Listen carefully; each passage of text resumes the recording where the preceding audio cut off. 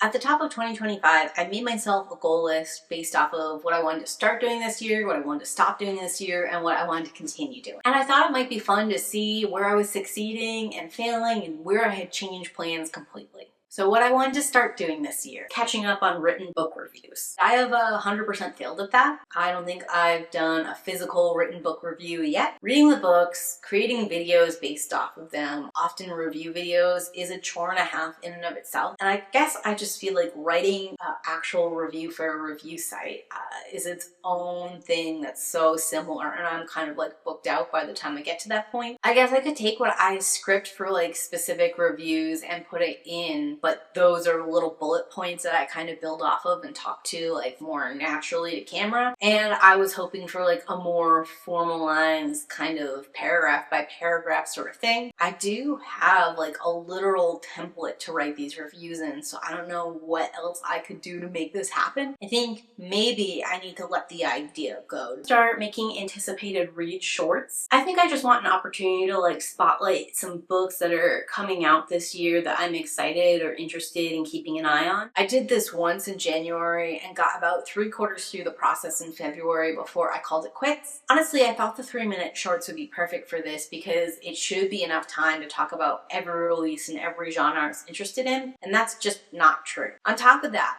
making these shorts is so much more work than I anticipated, like collecting all of the books, getting a picture of the book to put in the video, getting the blurb, figuring out what date they release on and putting that down. It was just a freaking mess. It was so much work and for very few views, and also like a very short life on shorts, no pun intended. This came from a good place of me wanting to diversify my shorts content, and as it turns out, since YouTube now counts all views on a short as a view instead of it needing to be past a certain amount of time, it's a good idea to like increase how I'm putting out shorts, period, but this just was not it. Be interested in other ideas, but right now I think I'm just gonna stick to like my short book reviews. Adding a Kindle Unlimited refresh moment. I did successfully do this once and paired it with the Kukui Mayhem Readathon. It was okay. I have wrapped in another refresh at the end of my May reading wrap up. We'll see if that garners any curiosity. I don't know if this works as a standalone video for me because while I like to report back on my progress like I am right now, when I'm talking about books, I like to be able to give you something. I just don't think there's a lot I can give you about books that I haven't read yet. More reading vlogs. So far I have 2 reading vlogs up, and since I did 2 reading vlogs all of last year, I'm on track to beat that record. Now whether or not I am achieving what I set out to achieve in those vlogs is another story, because I really struggle just to keep the camera on me, keep battery rolling, and respond in the moment with what I'm feeling about a book. I think I did pretty good in Brother, and I think I need to be a little bit more planned and strategic. Like I need to set a timer so I'm popping my head up, or I need to be paying more attention to how far along I am into the book and making sure that I'm stopping at certain time points, because I don't know that I am well enough trained in reading and reacting to like pop my head up for an immediate reaction. But perhaps if I'm like forcing myself to do it, I'll start to get into that groove to learn and make that a little bit more engaging and a little bit more like value added, impromptu, kind of immediate response. And I want to be a better community member as a whole. So I've participated in so many things this year where I really haven't participated before in the book community. I've done a couple readathons, including like an Unstuff Your Kindle reading prompt or read what you own prompt on the off months, like on my own time. Firebird read along. I've been a pretty consistent and loyal book group member for the Women in Horror and for the Weirdo Book Club. I branched out to try the Kukui Mayhem readathon, and I'm open to trying other readathons. Hopefully this like builds a little bit and I learn to be a little more interactive and to be a little more consistent about that. As far as actually posting on other people's videos go, I think I have improved on that as well. I'm still struggling a little bit when it comes to like actually reading the comments and interacting like that's a conversation going on separate from whatever's happening on the screen, but I'm working on it. Right now, I'm at a little pause point with that particular part of the project just because I have not been watching a lot of YouTube videos. Past 2 months or so, I just have been focusing my time and attention in other things, and because of that, I don't have enough time in the day to both watch the videos, comment on the videos, and do these other things. probably for the foreseeable future, I'm going to be really putting my head back down and really focusing on a couple other areas of my life. But I'm doing the best I can with the time I have. So then things I want to stop doing this year. I want to stop stressing the analytics of my channel so much. Honestly, I don't know that I check my analytics less overall this year than I did last year. As far as caring about it goes, I feel like I care a lot less about it. And some of that is just like the state of the world as a whole. Like, I don't talk about it a lot in this channel. To be honest, I don't want to talk about it. Like, I read books and explore other topics partially because when I look at that thing that's going on stage that I can literally do nothing about at this juncture, it just makes me very anxious because that is happening and because there is nothing I can do about it. It has helped me sort of like re-zone in on what I can or can't do in my own life, what really matters to me, and transforming and focusing on those things. That's like reminded me that what I wanted to do is have conversations and potentially like use this platform in an educational way where I have the expertise to do that. But if you're moving to that sort of like media literacy, deep analysis, you're not going to get a bunch of viral hits. Not having the views that I necessarily would like to see is less upsetting to me, or like a lot less pressure to me now, because I am like having those conversations in the comments with you guys, and like the people who are watching seem to really be liking it and really engaging with it. And honestly, that's my goal. It's not to have a million people watching. It's to have the people who are watching really finding value and really enjoying what I'm doing. Stop having expectations on how well a video will do. Tentatively, I'm going to call this a win. I think what happened is I just scaled back what my expectations for any video was. I was a little disappointed that I didn't get a ton of views on the Fourth Wing video, more than normal, you know, for sure. But like, I got that hit, I think all in the week, and then it just stopped. That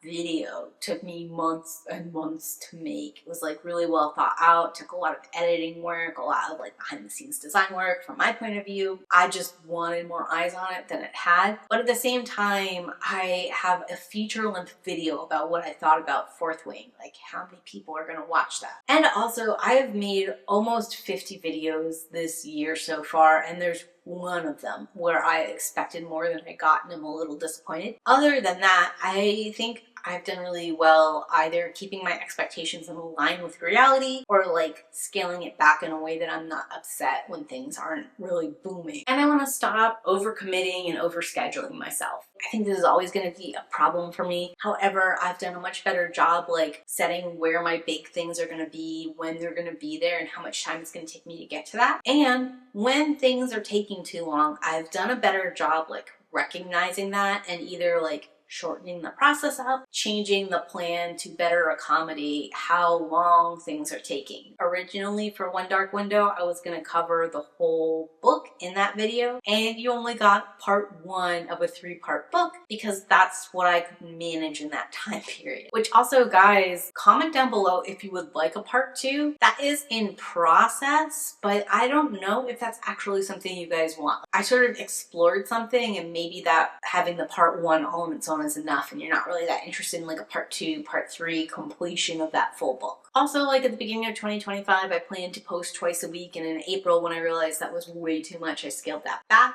With my major goal managing to post at least once a week every week. And in this past May, when something kind of unexpected came up that sort of put a wrench in those plans too, I wasn't super upset about it. The not being upset part has been very helpful to me too, because it's like, okay, just get back into it and do what you can do, and like, let's pick back up and see how it goes. And I want to stop dropping any hot takes or responding to drama or noise here in the YouTube sphere. I've done a decent job, even though this year I think I have 2 or maybe 3 videos that are like sort of about bookish drama or like bookish controversy sort of things. I think I talk about them in a measured way. I think I talk about them at a time when they're not just hot buzzing topics, but like when they matter and when I have a video about them. And as far as like actually watching other people's videos, I've done really well recognizing when it's just tea for tea's sake and stopping. Or like recognizing that maybe this is a topic that interests me, but the way the person's presenting it is sort of like too chatty for me, and I really want something that's like a more structured video essay with a point. So I haven't always stopped myself from clicking on it, but I have done really well stopping like within the first third of the watch. watch. And then lastly, I want to stop reading past the point where I realize a book isn't for me. I think I've done so much better in this. I think there was really great synergy in this goal with like also wanting to read a lot more books this year, also planning to read what I own this year, also just like wanting to try a lot of new things. Because if you want to do a lot of things and you have limited time, then when you're not enjoying what you're doing, it's so much easier just to say, stop, let's move on to the next thing. This is wasting my time. As far as like my reading goals, this plan and a couple other things I had for reading, it was just like smart, like good build synergy to make that happen for me in a way I don't think I could have on my own. So that brings me to continue. I'm going to keep doing monthly reading wrap-ups, and I have done that even when the monthly reading wrap-up has come out kind of late. And along that lines, I'm going to keep doing quarterly reads tier list, except for fourth quarter where I'm just going to do the full year of books. I have done that. I've also like changed the tier list a little bit to be hopefully a little more interesting. Mid-year freakout tag. Just finished filming that before I rolled into this, and the birthday book tag I did way back in January and you can check out. Reading Amazon original series and reviewing them in their own standalone videos. I've done one more of those this year, and I do have a plan for 3 more, and in fact I plan to tackle them, the reading part at least, this month. I want to keep making sure I'm doing one really big labor-intensive project a quarter. I am on track. I've done my first quarter and my second quarter project, and arguably within the first quarter there are like 3 different projects that could have qualified, with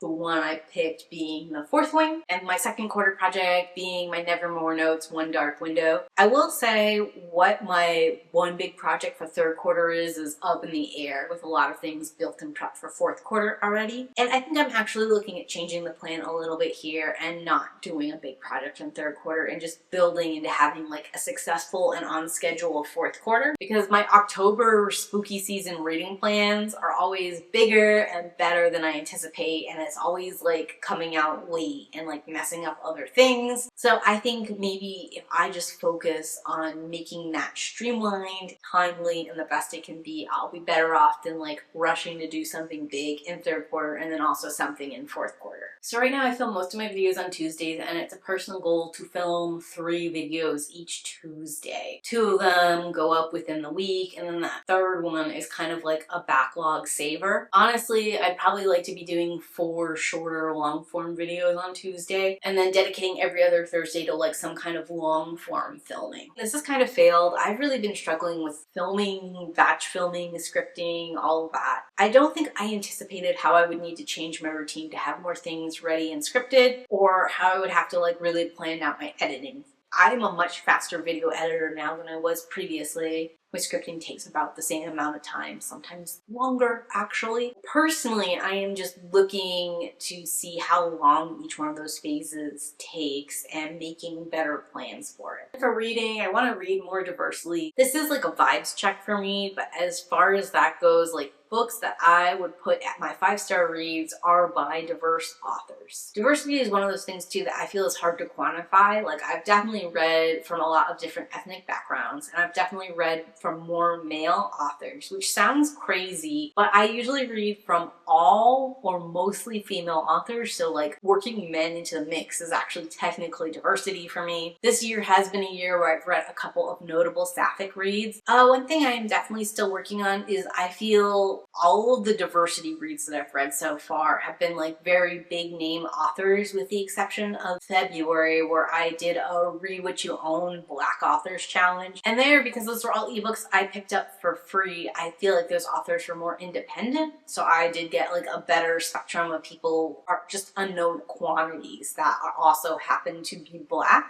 But I haven't really done that for other diverse groups, and I probably should. And I need to focus not just on like racial diversity, gender diversity, or sexuality diversity. I need to also be looking at like an age range, and also looking at ability or neurodivergence. But I'm just not there yet with what I'm reading and how I'm reading. I'm still sort of like in the shallow end of this diversity pool. I think my intention is definitely there, and I feel encouraged with what I've read and how that's like connected me to other perhaps more niche things. but it's just not there yet. Also, I want to read more horror novellas this year. I definitely have been reading a lot more in the horror genre, but I don't know that they qualify as novellas. To be fair, summer is the season where I really get into that kind of thing, so I think we're turning into that season. Probably about August is when you'll start to see me reading a lot of horror novellas, if I had to guess. But that's a quick update on my plans, what I wanted to start, stop, and continue, and where I am with that. Talk to me in those comments down below. Did you have any 2025 New Year's resolutions, and are you on track? Got this far into the video, the secret emoji is going to be a check mark. And as always, keep reading.